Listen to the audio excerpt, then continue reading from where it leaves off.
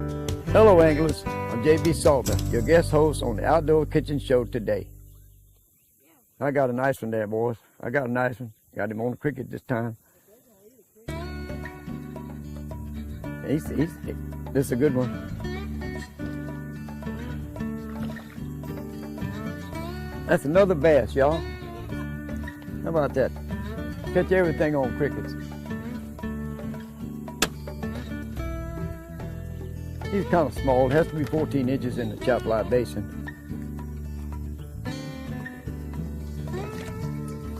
She got a big one.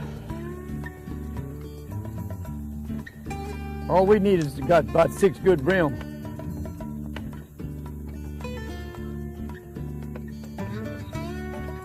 I got another one. Seemed to hit a little honey hole down there. Maybe this is a chinky pin. Ooh, look at that big chink pin. That's what we came for. You like that cricket?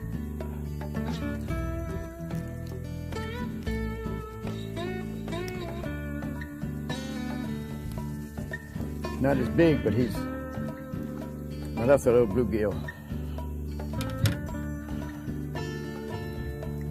He's kind of little today. Some days we might eat that fish. Today we're gonna kind of call a little that size.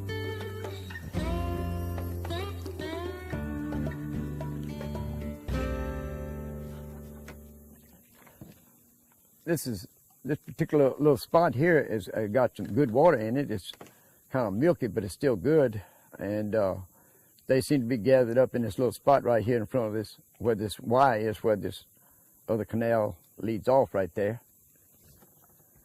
I think there's a little current moving here too, which causes these fish to congregate right here. There's one. That's a nice one.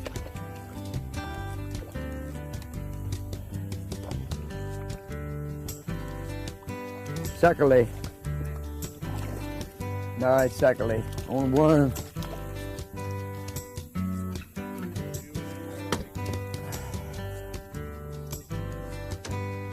We switched to worms a while ago.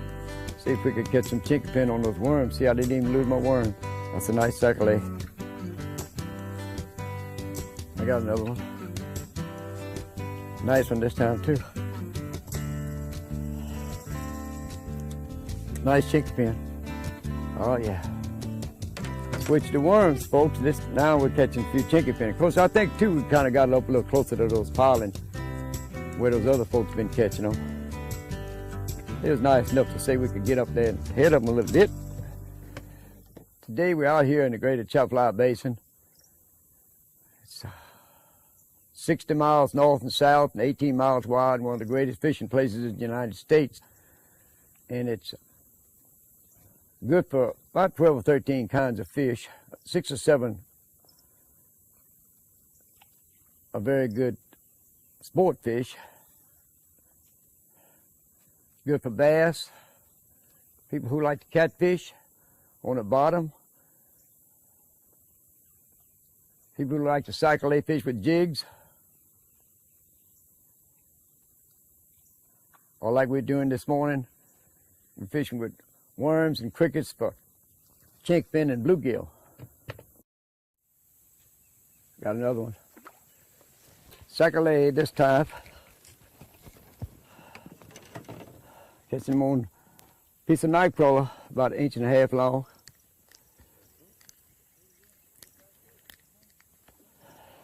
That's big enough to eat. I got another good one. What is that, a sac-a-lait? A big one. Look at that, look at that. Beauty. Isn't that close to a pound? On night crawlers, down in holes in that grass, right out in the middle.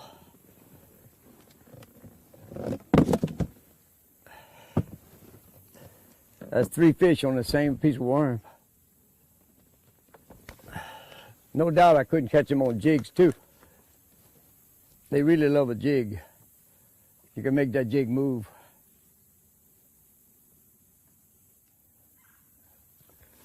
Let me show you what we're using. We're using Salter's weighted panfish hook. It's a little special hook that I make, and it's made out of acid core solder and a small hook with a small bend in it, and it really works good with crickets, worms, grass shrimp. And the beautiful part about it, you can go right down to it and get it loose if it gets hung. You can punch it right off of what it is hung to.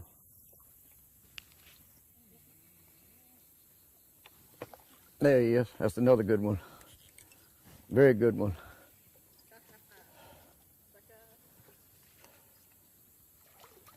Oh, that's a beauty. That's the biggest one to date for us. Now that one's soft. That must be a pound. Now who's that giving instructions? Huh? Hey, the one catches the most fish, they can tell jokes and give instructions, huh? Huh? How they doing it? That's a privilege you get for catching the most fish. Now, even though the captain probably put her in that spot. No. Oh, that's a good one. And look at there. Look at her. She got another one. She's laying them in left and right. She got a honey hole there. Well, the captain, you know what the captain could do? He could swing the boat around the other way where she couldn't get there.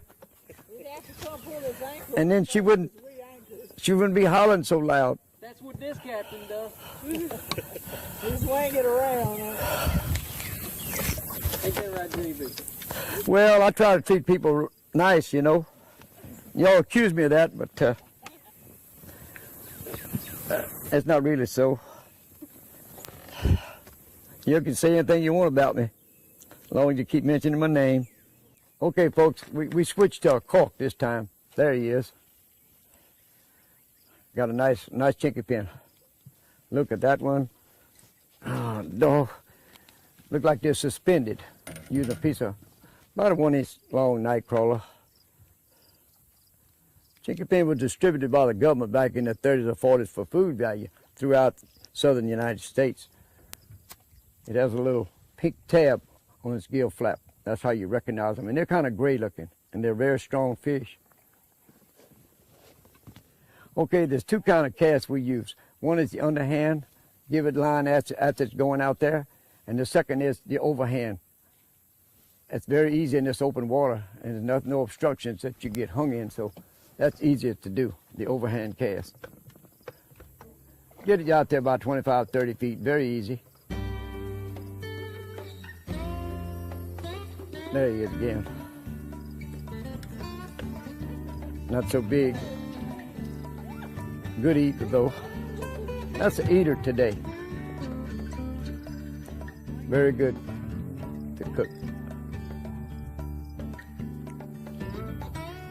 Oh no, that's a little bit small. But give him that. And we have to thank these people for letting us fudge on their place, inviting us. There he goes. There's another one. Ooh, that's a beauty. He was a beauty. You notice we're fishing about 2 feet under that float. That's a styrofoam float. And even if it does get hung, you can push that styrofoam float right on down to that weighted hook and get it loose. Very easy. That's why you use a styrofoam with a peg instead of plastic floats that have little clips on them.